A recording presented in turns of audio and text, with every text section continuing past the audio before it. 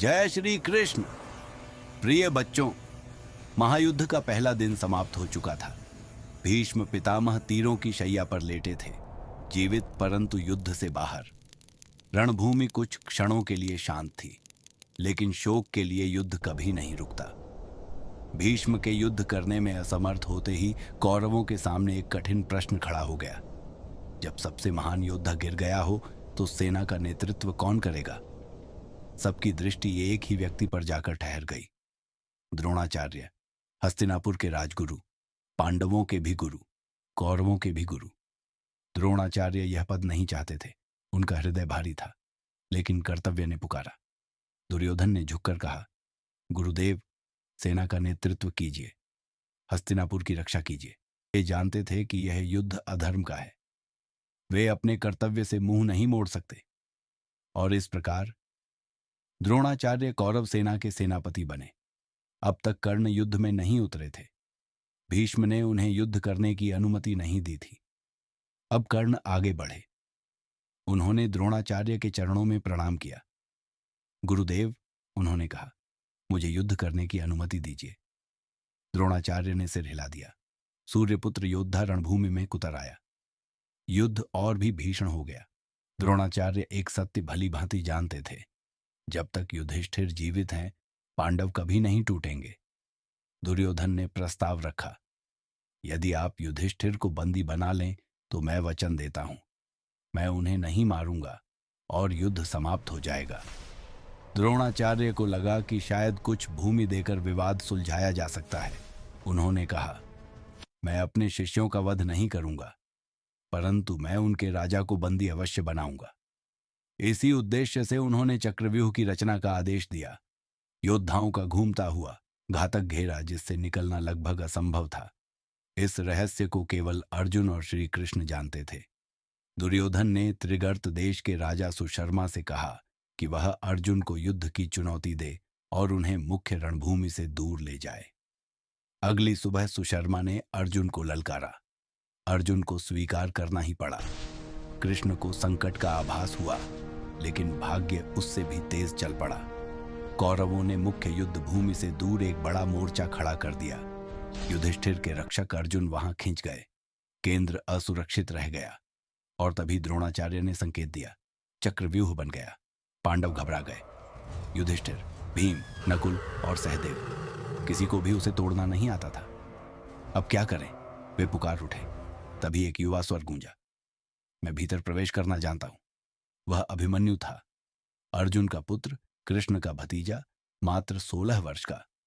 उसने यह विद्या मां सुभद्रा के गर्भ में ही सीख ली थी। बाहर निकलने का मार्ग वह नहीं जानता था, फिर भी वह डगमगाया नहीं। भीम ने कहा, चिंता मत करो, तुम हमें भीतर पहुंचा दो, हम चक्रव्यूह तोड़ देंगे। अभिमन्यु साहस के धूमकेतु की तरह चक्रव्यूह में प्रवेश कर गया, लेकिन शिवजी से वरदान प्राप्त जयद्रथ ने चारों पांडवों को अकेले ही रोक लिया। भीतर अभिमन्यु सिंह की भांति लड़ा। एक एक कर महान योद्धा पीछे हटते गए।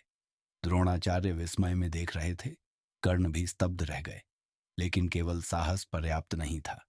कौरवों ने सभी नियम तोड़ दिए। उन्होंने एक साथ आक्रमण किया, चारों ओर से, धर्म विरुद्ध अस्त्रों के साथ।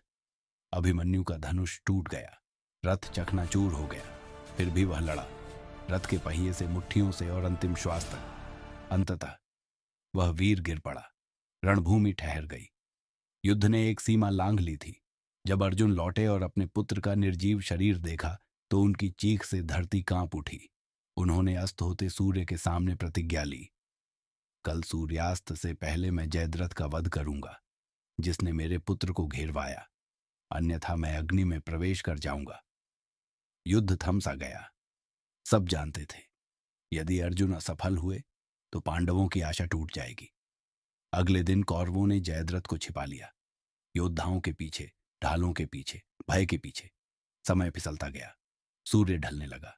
तभी कृष्ण ने एक अद्भुत कार्य किया। उन्होंने माया रची, सूर्यास्त का भ्रम उत्पन्न कर दिया।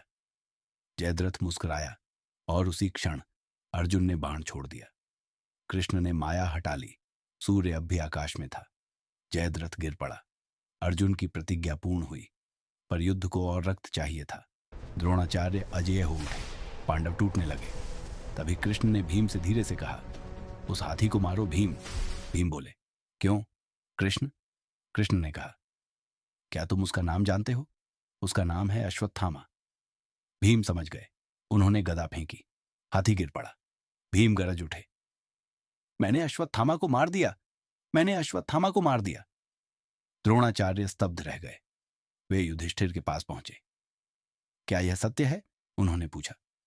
युधिष्ठिर ने सिर झुकाकर धीमे से कहा, अश्वत्थामा मारा गया है। हाथी।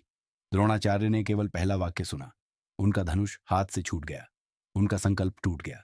उसी क्षण धृष्टद्युम्न, जो द्रोण के वध के लिए जन्मा था, ने अपना भाग्य पूरा किया।